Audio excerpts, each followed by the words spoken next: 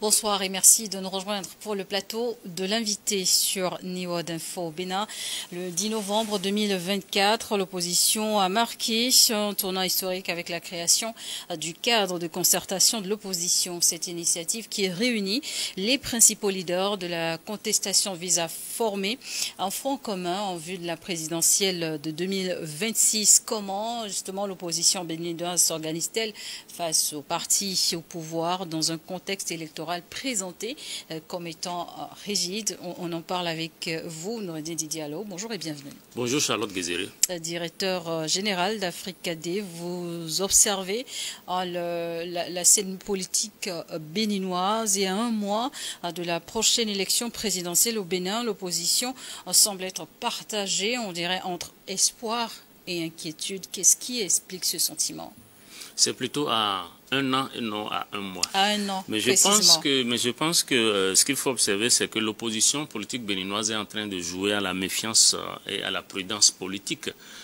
Et c'est tout à fait justifié au regard de certains événements passés. Vous savez qu'en 2021, l'opposition béninoise a déjà participé à une élection où, à la dernière minute, certaines de ces candidatures ont été invalidées et donc ils ont été obligés de reconstituer des dossiers et de changer. Donc c'est tout à fait normal qu'en ces moments, qu'on peut déjà interpréter comme un moment de pré-campagne électorale, l'opposition prenne du temps pour mieux faire les choses, mieux ficeler les dossiers, mieux négocier les alliances et s'organiser correctement afin que cette fois-ci, qu'il n'y ait pas de faille dans ces dossiers. Donc c'est tout à fait normal qu'en ces moments, que l'opposition soit plus concentrée et focus sur ces aspects-là de la pré-campagne électorale. On peut lire dans les journaux locaux un climat qualifié de rigide. Pourquoi ce qualificatif? Oui, climat qualifié de rigide parce que jusque-là, vous savez que l'opposition a toujours formulé un certain nombre de demandes, telles que par exemple la revue des tests et que l'opposition dénonce un certain nombre de choses.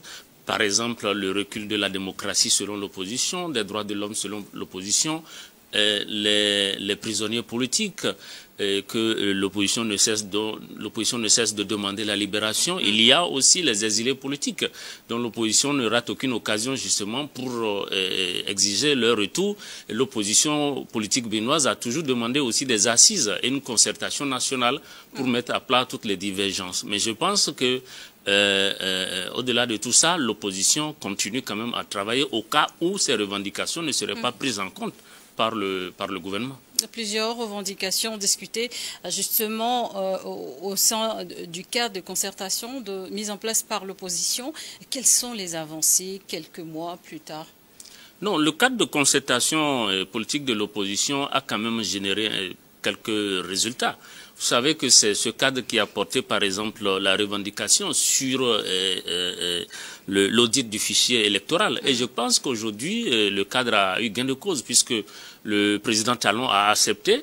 Il y a un comité qui est mis en place déjà et constitué pas d'hommes politiques, mais de sociétés civiles, qui est en train de travailler sur le dossier. Et je pense que le gouvernement a accepté donc le modèle de recrutement des experts qui doivent auditer, le cabinet qui est chargé d'auditer et aussi le règlement de la facture. Donc je pense que ça, c'est un résultat qu'a généré ce cadre de concertation, même si il y a encore beaucoup de revendications portées par le même cadre qui ne sont pas encore satisfaites. Il faut le rappeler, cette plateforme réunit des figures connues de la scène politique béninoise telles qu'Expérience TB, Apollinaire Avognon, Antoine Guédou, Vicetogwe ou encore Eric Hundete. Mais au-delà des revendications, pourquoi est-ce qu'il était important pour l'opposition de se réunir de sitôt?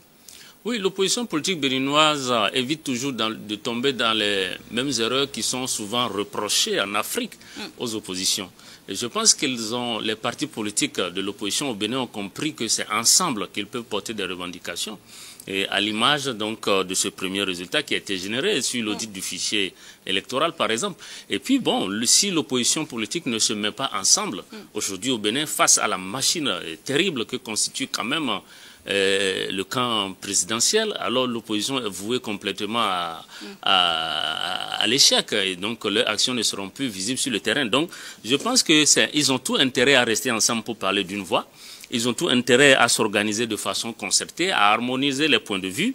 Ils ont tout intérêt à rester plus ensemble pour être plus efficaces et plus impactants.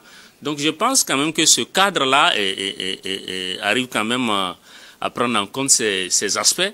Et surtout, vous savez que l'opposition est gâtée par le phénomène du débauchage, parce qu'aujourd'hui, ils n'ont que 28 députés. Et c'est trop juste parce c'est exactement la quantité ou le nombre de députés qu'il faut pour présenter donc un candidat à l'élection présidentielle. Et donc c'est important de se voir, de parler, de rester ensemble pour éviter donc cet esprit de débauchage qui peut surgir de partout et à tout moment.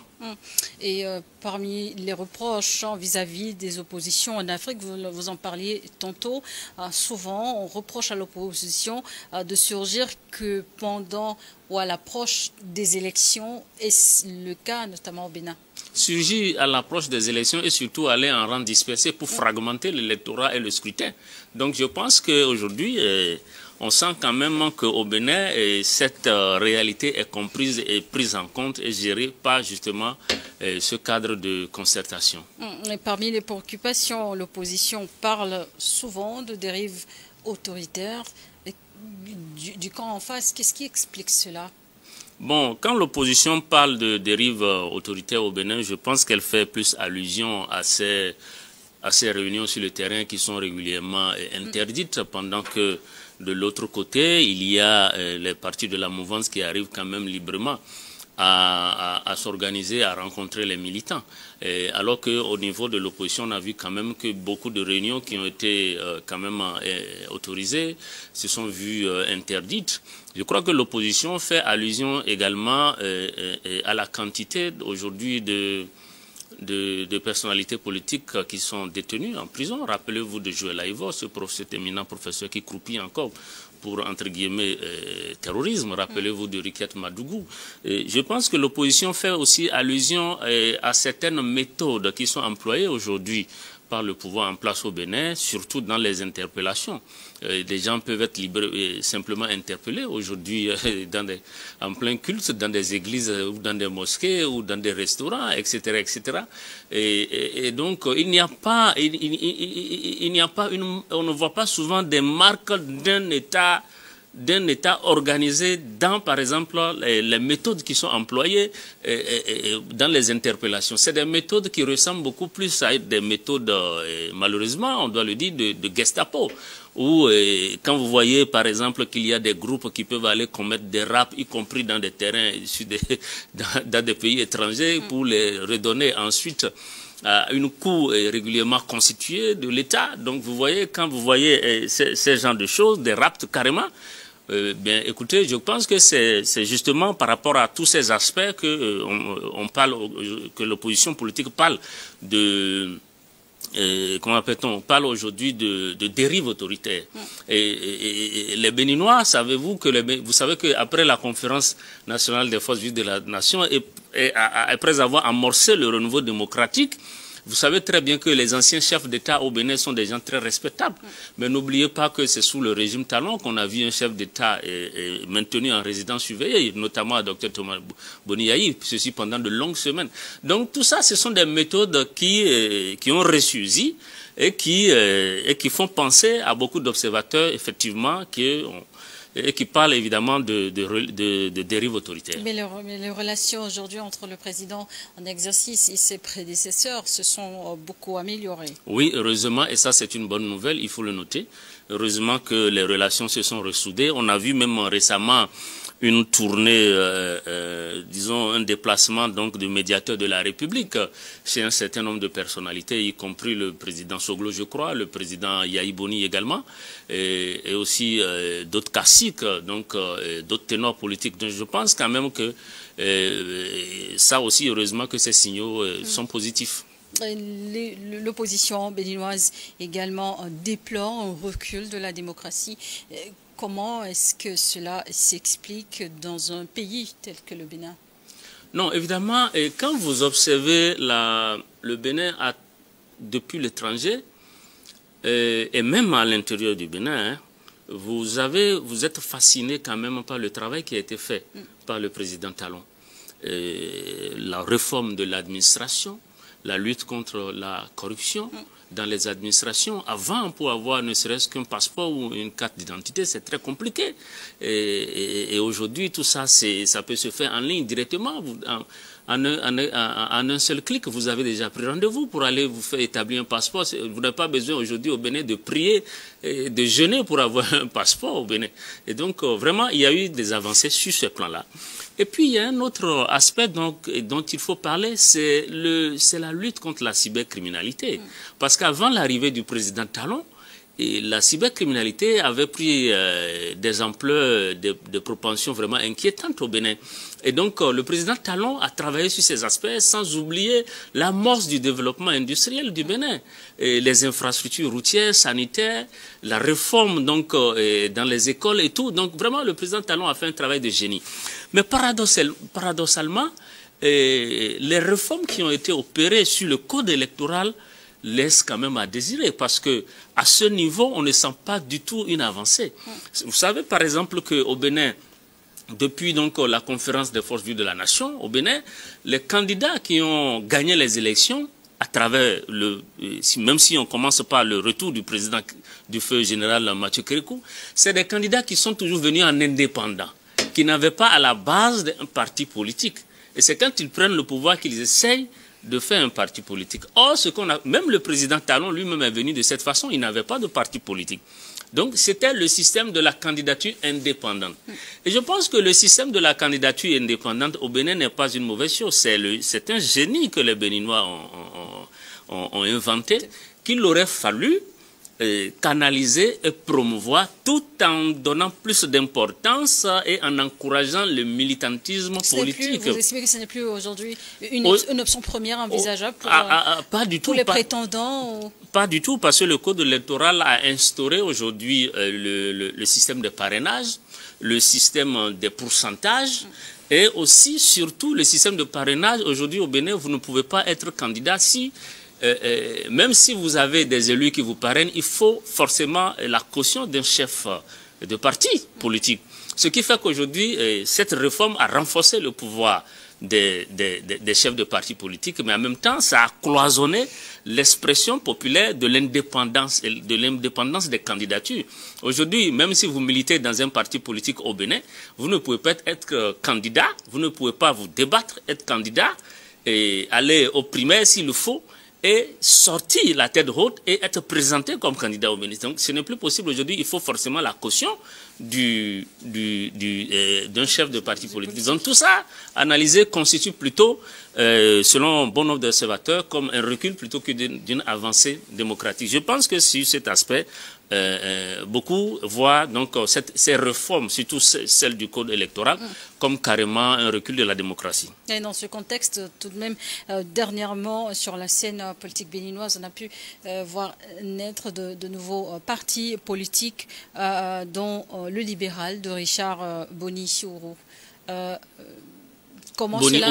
Oui, justement, comment cela a-t-il perçu alors? Ben, écoutez, c'est aussi l'expression du pluralisme, c'est-à-dire qu'un nouveau parti est né. Mais ce dont les Béninois ont surtout besoin en ce moment, c'est les Béninois pour l'instant, ils sont en train de scruter le ciel politique pour voir quelles seront les candidatures éventuellement. Mais là, et au lieu de candidature, on assiste plutôt à la création d'un parti. Et le parti, le libéral, se positionne comme un parti du centre, c'est-à-dire qui n'est pas inscrit ni à gauche ni à droite. Et donc, c'est un parti qui peut basculer partout.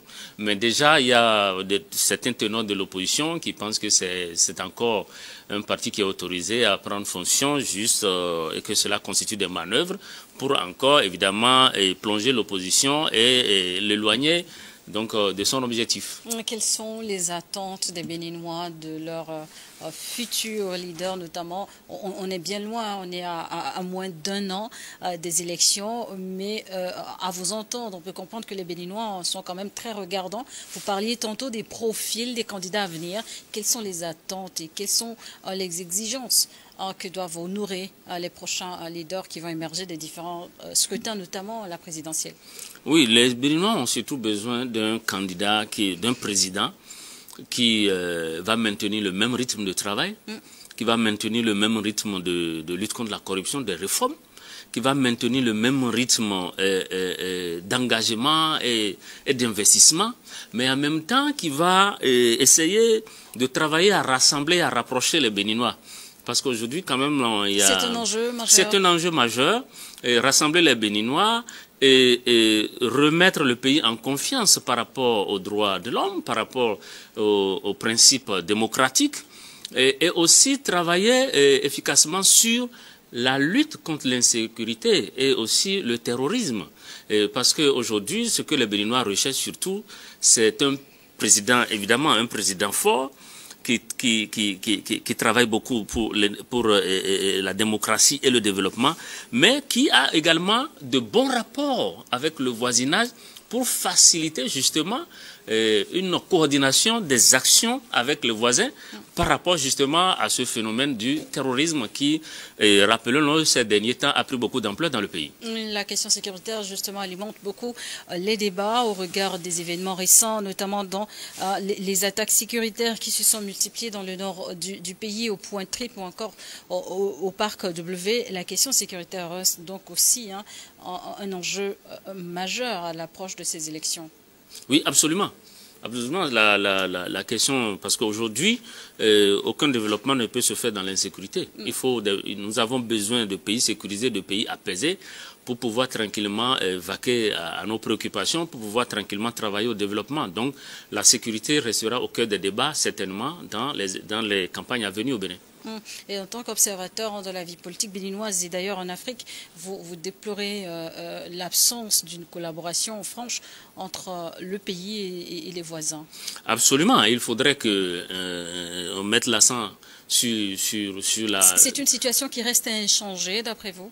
Non, jusqu'à présent, il n'y a pas eu un rapprochement entre le Bénin et les gouvernements béninois et le gouvernement nigérien, par exemple. Entre le gouvernement béninois... Et par ricochet, le Sahel. Et par ricochet le Sahel, l'AES. Donc évidemment qu'il faut travailler à ça. Et pour ça, je pense que le Bénin et ses voisins immédiats, le Burkina et le Niger, d'ailleurs même la frontière avec le Niger est restée fermée jusqu'à présent. Je pense que c'est une question qui, à mon avis, sur laquelle ces trois pays se sont butés et qui apparemment n'ont pas de solution. Il serait bien que des instances comme l'Union africaine s'approprie ce dossier et tente un rapprochement, voir là où des points de vue peuvent être harmonisés pour faciliter la reprise du dialogue entre ces pays. Mais je pense que pour l'instant, ce que le Bénin est en train de faire est aussi une très bonne chose, puisque face à ça, qu'est-ce que le Bénin a fait? Le Bénin a privilégié le renseignement de proximité. Le renseignement de proximité et le renseignement physique, c'est aussi un pilier important de la lutte contre le terrorisme. Parce que vous savez, le renseignement aérien, le renseignement, si vous voulez, le renseignement militaire en tant que tel, c'est vrai, ça se fait souvent avec des appareils et tout, mais un appareil peut voir un groupe d'individus, un drone peut voir un groupe d'individus qui se déplacent sans pour autant avoir des précisions sur ce que c'est. Sur leur identité réelle. Alors que le renseignement de proximité et physique, c'est un renseignement très efficace parce que là, c'est quelqu'un qui vient vous dire directement, écoutez, il y a un nouveau venu dans mon village, il y a un nouveau venu, quelqu'un qui a dormi dans notre maison qu'on ne connaît pas. Ah non, mais écoutez, moi j'ai des frères, j'ai des parents qui ont commencé à planifier quelque chose, c'est des gens qu'on connaît. Et c'est pour ça que la méthode du Bénin, qui consiste à parler avec les communautés parmi lesquelles les terroristes recrutent le plus, la communauté Peul par exemple, et le Bénin est en train de discuter avec ces communautés pour accroître leur participation au renseignement, pour accroître leur participation au développement. Et je pense que ça aussi, c'est une très bonne chose, mais elle n'est pas suffisante. Il faut aller vers le renseignement avec il faut aller vers une synergie d'action avec les pays voisins, c'est important. Justement, parlant des pays voisins, vous le disiez tantôt, les frontières entre le Bénin et le Niger sont restés fermés à ce jour. Direz-vous que c'est aussi un échec de la médiation entreprise par les anciens présidents Boni et Soglo? Mais les présidents Boni Yayi et Nicéphore Soglo ont eu quand même, il faut les féliciter, parce que dans une maison, quand ça ne va pas, les sages de la maison doivent prendre des initiatives, c'est ce qu'ils ont fait. Mais jusque-là, ça n'a pas porté, et je pense que les uns et les autres doivent continuer à s'engager et à travailler de manière cruciale pour le règlement de cette crise. Pour l'instant, cette médiation des anciens présidents béninois n'a pas porté de fruits. Pour l'instant, c'est le point mort, il n'y a pas eu d'avancée. La situation, elle, par contre, reste préoccupante dans la zone triple. Comment, concrètement, est-ce que la question sécuritaire influence les débats politiques au Bénin? Ah oui, tout le monde, chaque camp, dans son agenda, dans ses offres politiques, est obligé de discuter de cette question et de proposer des choses. Et l'une des propositions aujourd'hui, c'est qu'il y ait donc des candidats qui proposent une bonne collaboration avec les pays voisins, des candidats qui rassurent aussi et à la fois les Béninois et à la fois le voisinage, pour que l'atmosphère soit décrispée et que les questions tabous qui sont restées tabous, qui n'ont pas été débattues en matière sécuritaire avec les voisins, justement, puissent trouver une bonne résolution. Qui passera peut-être forcément par la restauration de bonnes relations diplomatiques entre les deux pays. Absolument, c'est l'objectif. Et sur la scène politique toujours, puisque nous parlons de la politique béninoise, cette rencontre qui a également fait couler beaucoup d'encre, celle entre Yayi Boni et Adrien Humbedi. Justement, pourquoi est-ce que cela a autant attiré les attentions? Oui, les sorties répétées de maître Adrien Humbedi, parce qu'il faut le dire quand même, Adrien Humbedi, si vous voulez, c'est quand même une figure très importante de la scène politique béninoise.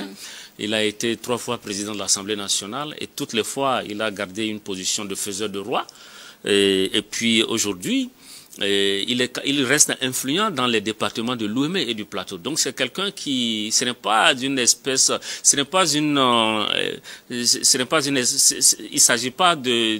figure politique en voie de disparition du tout. Donc c'est quelqu'un qui compte encore dans ce qui va se passer et qui, dans les élections qui vont venir certainement prochainement. Et je pense que comme c'était un allié du président Talon, le premier quinquennat et une bonne partie du deuxième quinquennat, c'est quelqu'un qui a fusionné son parti avec un des partis qui soutiennent le président Talon. Donc je pense que aujourd'hui que maître Adrien Humbedi puisse régulièrement dénoncer des dérives autoritaires, réclamer publiquement et à plusieurs reprises le retour des exilés ainsi que la libération des détenus politiques et tout, et qu'il voit régulièrement le président Boni Yayi, qui est quand même la figure emblématique aujourd'hui de l'opposition. On se pose la question, est-ce que... Mais voilà, justement, c'est un message. D'abord, le message, c'est que d'abord... Est-ce qu'il faut s'attendre à une coalition entre les deux hommes? Oui, bien sûr. C'est déjà une alliance qui est en train de se former là-bas. C'est déjà un premier vide qui est en train d'être fait autour du président Talon, parce que c'est quand même un de ses alliés importants. Et qui ne se cache plus désormais d'aller vers les opposants, de discuter et de parler de leur avenir politique. Donc, sur le plan du message, le message est très bien passé. Maintenant, qu'est-ce qui constitue le fond de cette rencontre, de ces rencontres répétitives avec le président Boni Yayi? Certainement qu'il s'agit de discussions et de stratégie politique, parce que apparemment aujourd'hui, c'est des personnalités politiques qui ont compris que face à la machine Talon, il faut s'organiser et s'organiser correctement. Donc, mais c'est des personnalités politiques qui se voient pour élaborer des stratégies politiques. Quelle est leur stratégie politique et comment cela pourrait être efficace? On attend de voir. Donc, au sein de l'opposition béninoise, les coalitions, c'est une approche qui peut-être s'impose? Oui, absolument, parce que déjà, comme on l'a dit tantôt, le parti Les Démocrates, le principal parti de l'opposition, est très fragile avec ses 28 députés. Et donc, le parti ne peut donc pas avoir au-delà n'a pas techniquement au-delà de 28, ce qui est vraiment très juste. Et donc, il faut se sécuriser. Il faut chercher des alliances parce qu'il aurait suffi aujourd'hui, tout simplement, qu'un des députés, un des 28 soit débauché et puis le rêve démocrate pour présenter un candidat à l'élection présidentielle est tombé à l'eau. Donc je pense que les démocrates ont conscience du danger qui les guette et c'est peut-être pour ça qu'ils sont en train de s'organiser comme ils peuvent, essayer de voir comment ils peuvent eux aussi. Parce que s'ils sont guettés, autant les démocrates sont guettés par le phénomène de débauchage, autant eux aussi, ils ont quand même la possibilité de débaucher des alliés dans le camp présidentiel pour renforcer leurs alliances, pour mieux faire face au camp présidentiel. Et que pensent les Béninois de ce rapprochement naissant entre les deux hommes? Oui, ce rapprochement naissant est salué diversement. D'aucuns pensent que c'est une bonne solution. Et d'autres accusent Maître Adrien Houmbédi d'avoir été quand même un partenaire dans les réformes qui sont en cours et que ce n'est pas trop tôt, qu'il aurait pu dénoncer tout ça bien avant. Mais je pense que la période, elle est bien choisie parce que là, le deuxième quinquennat du président Talon est en train d'aller vers sa fin. C'est généralement des périodes vulnérables pour un chef d'État qui est en train de finir. Et donc c'est en ce moment aussi que ceux qui ne sont pas à l'aise dans le camp présidentiel commencent aussi à faire le vide. Donc je pense que on a encore jusqu'à octobre pour que les candidatures soient officiellement déclarées et connues. Mais entre avril et octobre, il faut se passer beaucoup de choses. Donc dans le landerneau politique béninois. Donc on attend d'observer. Et quels peut-être les avantages pour l'opposition d'avoir ou sinon de décrocher un allié tel que Maître Adrien Houmbédi? Absolument, c'est un avantage important. C'est un avantage important parce que là, c'est un allié qui vient. C'est quelqu'un qui était proche du président qui vient. Et qui vient certainement avec des informations, qui vient peut-être avec aussi son expérience et son poids, et qu'il a aussi un certain nombre de députés. Donc tout ça, c'est quand même, on ne peut pas le nier, quoi qu'on dise, ça vient fragiliser d'une certaine manière le camp présidentiel, le camp de la mouvance qui pour l'instant continue d'afficher tout de même une solidité face à l'adversité. Mais le départ de ce rapprochement de Maître Adrien Houmbédi ne peut pas ne pas quand même secouer un peu le camp présidentiel. Donc l'avantage, il est quand même certain pour les démocrates et surtout pour l'opposition qui a besoin de plus de soutien, qui a besoin de plus de ralliement. Donc direz-vous que l'opposition béninoise aujourd'hui tente le tout pour mettre les chances de son côté en vue de remporter la présidentielle de 2026? Non, mais je pense que l'opposition politique est là aussi pour conquérir le pouvoir d'État et l'exercer. Et ils en ont les ressources humaines que requiert ce genre de projet. Bon, maintenant, tout va se passer dans la manière dont, évidemment, ils arrivent à capitaliser d'abord leurs 28 députés, parce que le parti, les démocrates n'auront pas de parrainage municipaux, c'est-à-dire qu'ils n'ont pas été aux dernières élections municipales et communales. Donc là, tout ce qu'ils ont, c'est leurs 28 députés et c'est évidemment trop juste. Donc ils ne peuvent pas ne pas rechercher du soutien, ils ne peuvent pas ne pas rechercher des alliances, ils ne peuvent pas ne pas rechercher des débauchages aussi. C'est eux qui ont le plus besoin de débaucher. Merci d'être passé sur ce plateau dont l'invité nous Didier. Alors je rappelle donc pour nos téléspectateurs que vous êtes le directeur général d'Africadev. Merci. Merci à vous également de nous avoir suivis dans l'invité du jour.